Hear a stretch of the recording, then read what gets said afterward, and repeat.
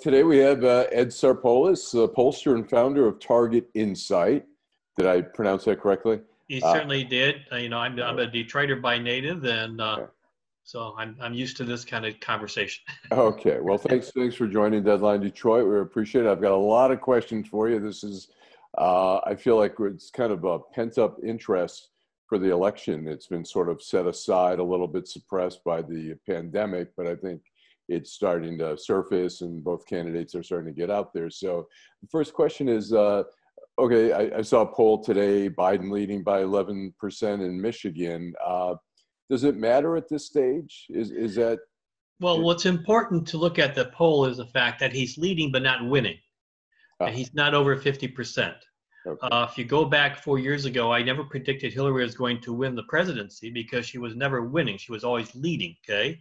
Uh, And so that's very critical here because since this New York Times poll, and the Siena poll, he's below 50%. That means the fact that if the undecided splits for Donald Trump, then Biden loses. The uh, point that he's up by such a large margin is what's so important because Hillary never matched his lead over Trump 4 years ago. So the uh, fact that Biden leads is important. He's leading across many demographics that Hillary never did. And the other thing is the fact that Biden's doing much better in the areas like in Macomb County and other polls that I've done. So he has a much better base starting on Michigan, but he's not winning yet. He's only leading in the state. okay. And when we talk about Michigan, obviously Macomb County always seems to be kind of a wild card, and Detroit, the city of Detroit, is a wild card in terms of actually people showing up to the polls. What do you see happening so far? What's developing, or is it? Do you have a Well, sense? actually, what's important to understand that in Michigan, except for Barack Obama in 2000, in 2000, excuse me, in 2008, typically the reason Democrats win statewide, whether it's president or governor, is because typically the white population of Michigan votes 52% Republican in a statewide race. The reason why the Democrat wins because of the large people of color vote that vote 90% plus for Democrat. They're allowed the Democrat to win. Right. Hillary never had the Hillary was losing amongst white voters, especially college-educated, built suburb women. That she was never having that advantage. She was losing Republicans by 55% and was tied. And the other key thing, the reason why Macomb County is so important is the fact that used to be like Western Wayne, Macomb County, the Flint market. So we use Right. Macomb County because that's the most tracked, and that's where you have the typically large number of seniors. You have a large number of less than college-educated white males. You have the George Wallace vote. Those that still remember George Wallace, the Ross Perot vote, Right. the Sure. Pat Buchanan vote, and the Donald Trump vote. Right. And so they're the ones that are willing to switch between parties. And They're how going. about in Detroit? We saw really a horror. And I'm a resident of Detroit. I did vote in 2016, but overall we had a pretty poor turnout for the presidency at that time. Does Biden has he been generating more enthusiasm, particularly among Black voters, or Yeah, he has. So let me explain the difference between Hillary Clinton. Hillary Clinton ignored Michigan. Okay, Hillary Clinton never spent time in the Black community. And you've heard me to say this before. In right? Detroit, you have to earn the right to run.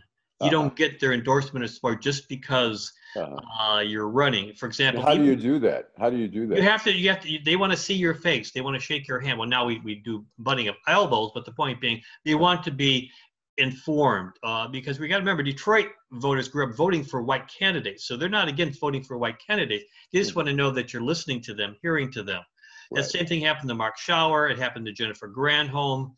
Other than Barack Obama, the first term for Governor Blanchard, the Detroiters turned out very well. The difficulty with the candidates, they just tend to ignore them. That's Mhm. why early on, Gary Peters was doing so poorly in Michigan against John James, the Republican Senate candidate, because Gary wasn't spending enough time in Metro Detroit, Uh-huh. ignoring them. So you have to engage them. Biden's exciting that base. Uh-huh. And part of the reason for Gary now leading against John James because of the fact that people are getting excited about what's happening at the top ticket, which is Joe Biden, which remember, like Congressman Bart Stupak, Vice President Biden is the one that people trust because of the fact that they all supported Barack Obama when he was in office, whether it was Sure. the health care vote, and like the right vote, basically. So Biden has a natural tendency of attracting black voters because they see Barack Obama when they see Biden, or they see a Bill Clinton, not Hillary Clinton. Sure. How about in terms of, we see a lot of, I mean, aside from Governor Cuomo, I have to say, I think Governor Whitmer, we see her on TV, maybe even more so. She's made appearances on everything from HBO to MSNBC on a regular basis. She's been mentioned before. She's only been in office for what, 18 months or so, give or take. Is she a possibility, and would she be an asset to? Well, here's my impression of the fact is that yes, she's on the list because this is a swing state. She's a woman. She's been attacked by Donald Trump, but she has nothing really to, I would say, offer Joe Biden. If Joe Biden needs Gretchen Whitmer to win Michigan, then Biden's going to lose Michigan. Okay. Because Hillary. So why is that? When you because say Gretchen Whitmer has the same problem as Hillary Clinton is that is reaching that disgruntled white male vote. Okay, she didn't do overly well in the black community. Okay, so the point being, Biden has to win Michigan because it's Biden. If he needs help, he's going to lose Michigan because remember, Gretchen did not win Upper Peninsula. She didn't win north of Mount Pleasant. Okay, what's her strong points in the traditional Democratic areas? In Southeast Michigan, and she had Bill Schuette was a weak candidate. Okay, and so there was even Republicans runs against Bill Schuette funding Gretchen. Remember, there's a whole horde of Republicans. Remember, the attorney. I will mention his name here. The thing where he basically raised $6 million for Bill Schuette, turned around to raise the same amount of money for Gretchen Whitmer. So Gretchen walked in at the opportune time because of the anti-Trump mood and anti-Bill Schuette mood, and she capitalized on that. But she still did not win in areas that Barack Obama did or other strong candidates in the past. What was the downside for Schuette in terms of what was his weaknesses? Bottom line is even Republicans didn't like him. Because what was the unlikability there? Because he was basically disliked. He pretended he was governor. He basically went after Governor Snyder when he was in the primary. He basically forced Snyder's hand. He broke promises. Remember, he broke promises on who he was going to have as vice lieutenant governor. He had a history of baggage, and he basically built a whole discontent. When you have Republicans fund the Democrat, you know that they don't like the Republican. Right. Now, Ed, I've known you for a while, and I think you've got incredible insights, and that's one of the reasons we have you here. But let me ask you, there's some people who are skeptical of the polls. They said the polls, misled us in 2016. So the question is, I have to jump in right here. The polls were not wrong in 2016. Okay, go ahead. Tell me. Let me explain something to you. Your interpretation of the polls that were wrong, okay? Okay. There were no polls showing Hillary Clinton winning, okay, in Michigan. It was always leading in Michigan. Number two, if you go back to do polling, and you and I have this conversation on and other paths, in fact, Democrats did not win the presidency unless they beat the Republican presidential candidate by 4 or more percentage points. He was only leading Donald Trump by 3 points. Remember, the presidents won by the Electoral College. Hillary did win the popular vote. The polls showed that she was going to win the popular vote with some 53%.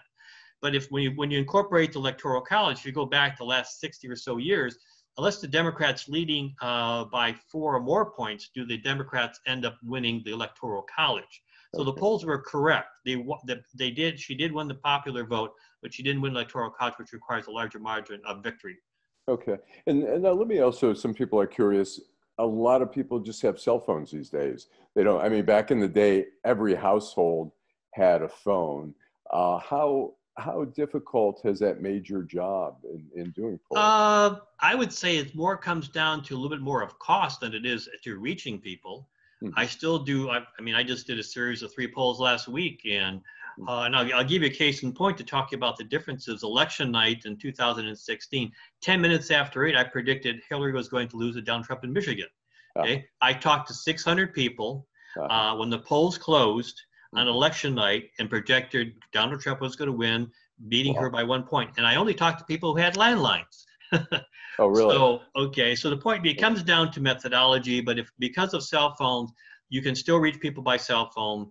You can still reach them by landlines. Now, in northern Michigan, most people... How do you get people by cell phones these days? I mean, I dial a phone and call them.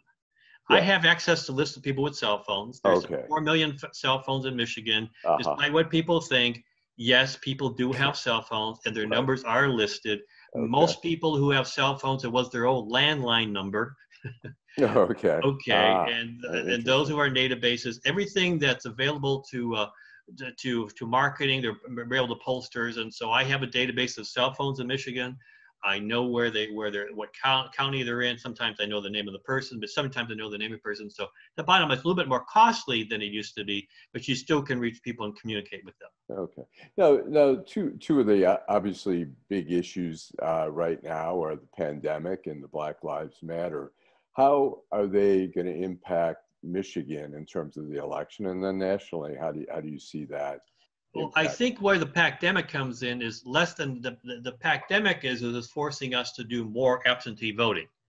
Now, but in Michigan, as you know, we passed constitutionally at the ballot, a ballot proposal that we have no reason absentee ballot voting.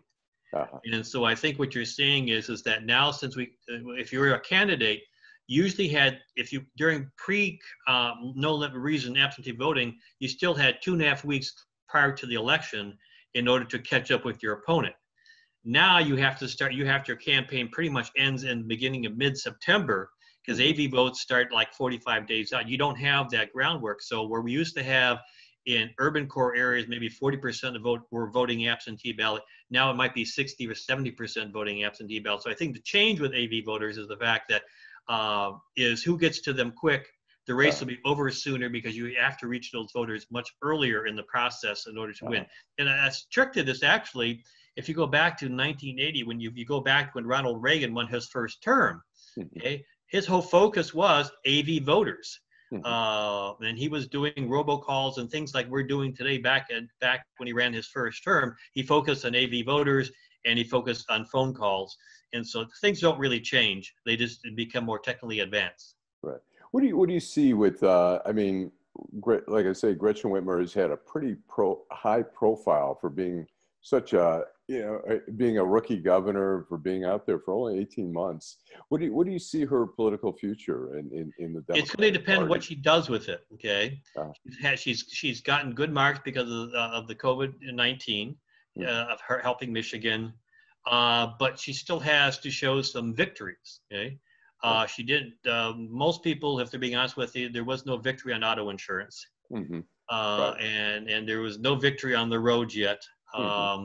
And so it's really good. Is she liked right now? The polls show that she's liked because they're happy what she's doing. Right. They're being successful. So the bottom line, if Republicans could find a strong candidate, if the virus goes away, because what's helping right now is the virus. She's being active. They're caring people. They're senior citizen voters. Michigan's a very old voting population. Yeah. So I think her opportunity to run and maybe win again is there primarily because of the fact of the virus. But if you're going to straight politics, she's going to need more victories to withstand a very strong Republican candidate in another 3 years. Okay. And now we have a race here, and it's kind of hard to read the Gary Peters, John James race. We're seeing some commercials on both sides. It feels a little bit like a repeat of the John James race in 2018. Well, there really is no difference. There really is no difference because what you're finding is John James is beginning to struggle, because if you're old enough and I'm old enough that if you know in Michigan, the Republicans expect you to fund your own race.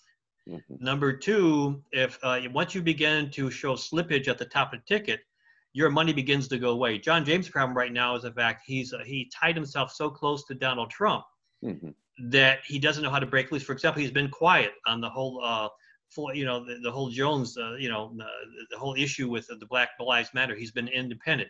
If you look at his literature, he's still trying to support his base, to get his base to vote for him. He's running on socialism right now.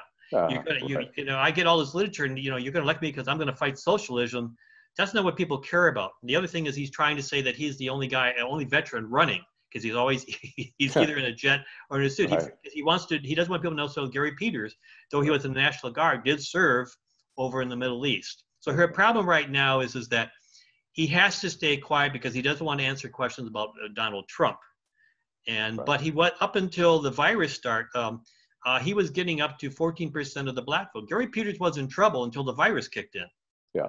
Okay. Once the virus kicked in, and you know, John James was being quiet. That's when Gary Peters picked up. As Donald Trump's numbers went down, John James's numbers went down at the same time. So basically, Gary Peters has a gift.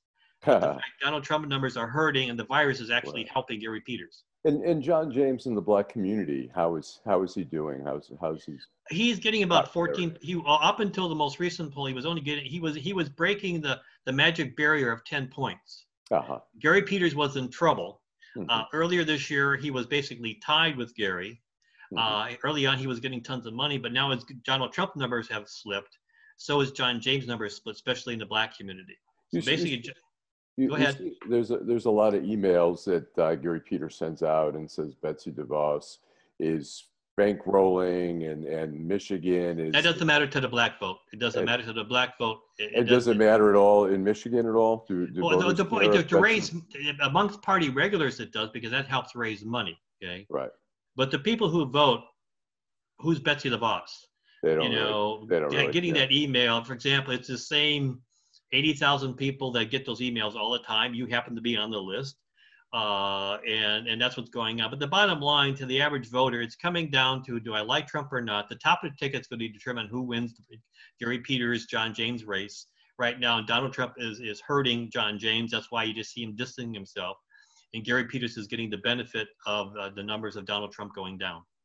And you see Trump basically staying away from, is he going to try not to get an endorsement from Trump, or has he already gotten? Well, the bottom line is John James has already accepted endorsement from Donald Trump. The question is he doesn't want visibly now Donald Trump talking about him currently. Okay. Now, if things change around for Donald Trump starts to gain momentum in Michigan, then John James will be right there on his coattails. Okay. Right now, there's no benefit of tying himself to Donald Trump in Michigan. Matter of fact, some congressional races, they don't even want to be seen with Donald. They're talking about different issues. And Gary Peters is another thing he's trying to sell to scare his base, I guess, is saying Michigan could be sort of the linchpin, whether the Senate goes Democrat or Republican. Do you see that as that's a good message for the base, but I think a more powerful message of the fact is when I'm looking to the vote that would be voting Republican, the lack of fact he's consistent. Remember, Gary Peters is a conservative. He's not a liberal Democrat. Okay. Okay. The fact that he talks more conservative on issues. He has a record of being anti-China. I mean, that's one of his main ads. Yeah. The fact that he shows his family occasionally. Okay. He's out there very personal on the phone. So how he beat our previous our good friend our past Secretary of State is the same thing as we did now. He's going to stay middle of the road, a little bit more conservative to appeal that Macomb County vote, that out county rural vote. And that will do him well. And let's get to Mike Duggan, Mayor Duggan, who I think has been perceived as being very on top of things during the COVID, and he's opened the state fairgrounds, which has actually been a very successful project, or more than a project. But what's his future politically? Is mayor it, or do you still see him aiming a little higher? Well, I think Duggan's future depends on him.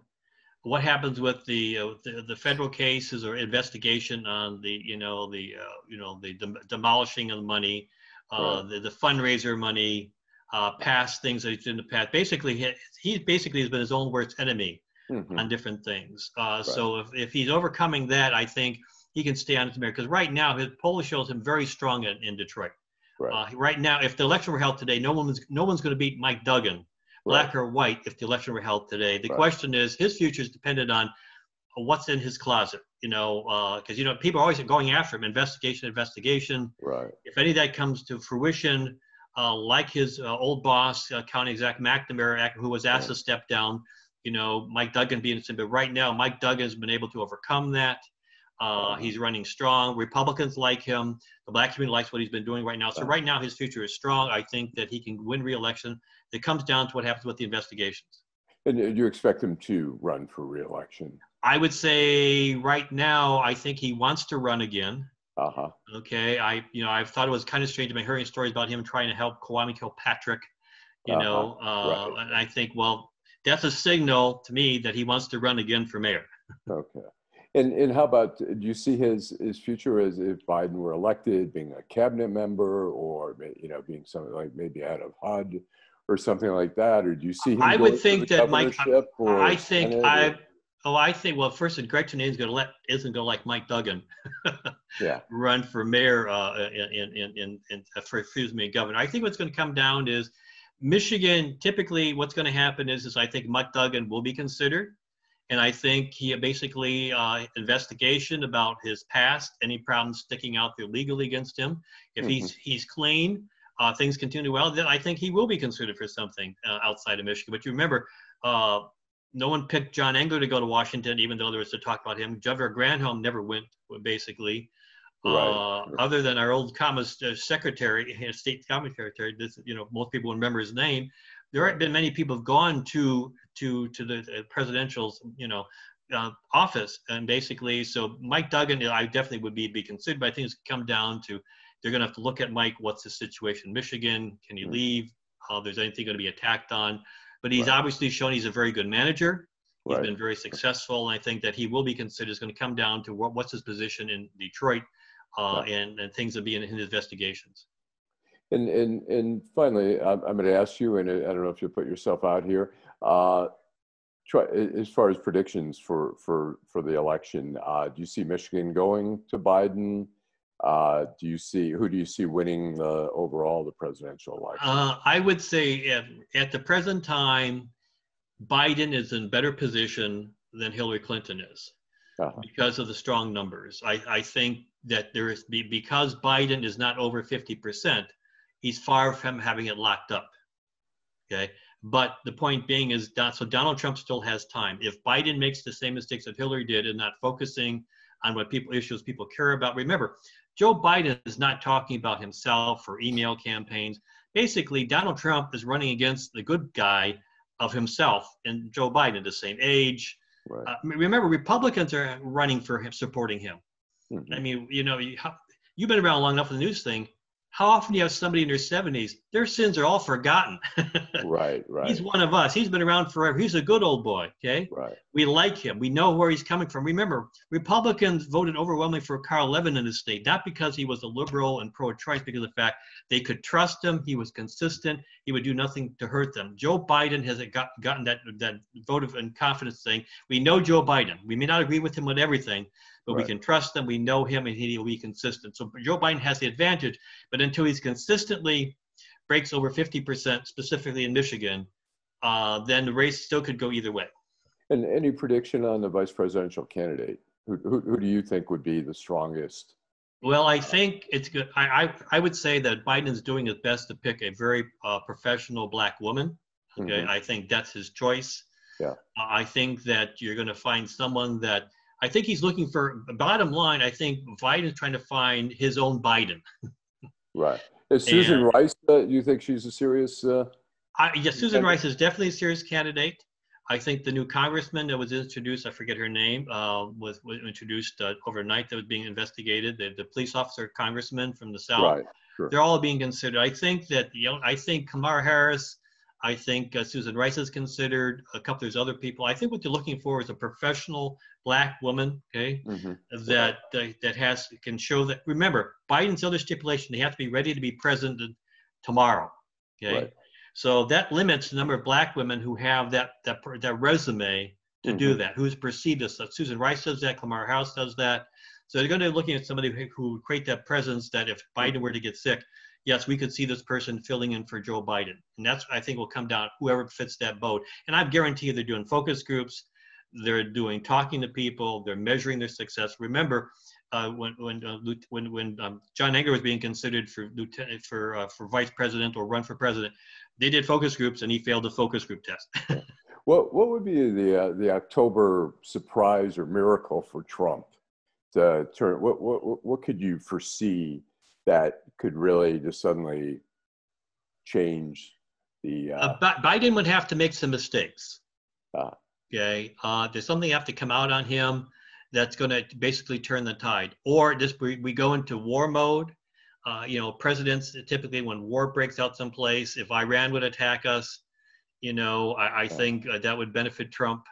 I think it's going to be circumstantial, but bottom line is something would happen seriously, and Donald Trump showed he could be taking in charge, then I would give Trump an advantage. If we lose, if the pro Black Lives Matter becomes much more divisive, perceived as you know, something bad, then that could erode vote for Biden. That's why Biden is trying to be very specific. And remember, even the blacks right now are saying we're not defunding the police. Right. Okay, so that's why they're very cautious. Biden has to be very careful on messaging. Right now, this is hard to believe the fact. Or defunding. When we talk about I think people sort of, there's some misconceptions about defunding. Correct. I mean, some people see that as like taking away all their funds, and Then some that ain't people gonna say happen. that as removing some little things that maybe bottom line, social workers or other people. I think this is very strange. In fact, this is the first time that ex-vice president has to run a rose garden strategy. Right. Sure. As a candidate, because in fact, right now, the less that Biden speaks, the more that Donald Trump shoots himself in the foot. So right now, as long as Biden can stay this, remember, what is there to say negative about Joe Biden that we don't already know? Right. And the John James, Gary Peters race, where do you see that? I Is think that unless Trump's, or? well, it can always be very close. Don't get me wrong. Michigan has never been a cakewalk. The bottom line, if Donald Trump does not improve his numbers in Michigan, it'll be hard for John James to beat Gary Peters. Okay. That's Well, I really appreciate you, coming on and talking to us. My pleasure. It's always enlightening. Well, another thing, I think that. the other thing is the fact, I think we're forgetting that right now you still have the ballot of Rashida Tlaib versus Brenda Jones. What do you see in that race? I think right now is that Rashida probably still can eke out another victory. I think Brenda Jones's problem difficulty is going to be the fact, she came down with COVID-19, didn't she? I think she had the virus. Right, yeah. She lost. Sure. Her problem right now is name recognition and building a base of support outside the city of Detroit.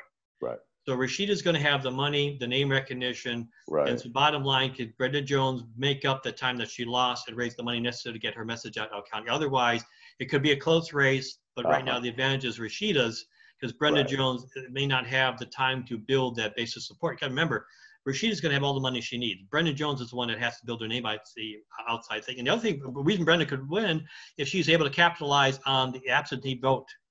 Because the majority of the vote, nearly 70% of the AV vote will be black voters. And so she can capitalize that before Rashida does, then Brenda Jones can sneak in. But otherwise, the advantage is still Rashida's. Yeah, that'll be an interesting race, I think, to watch. It is. Okay.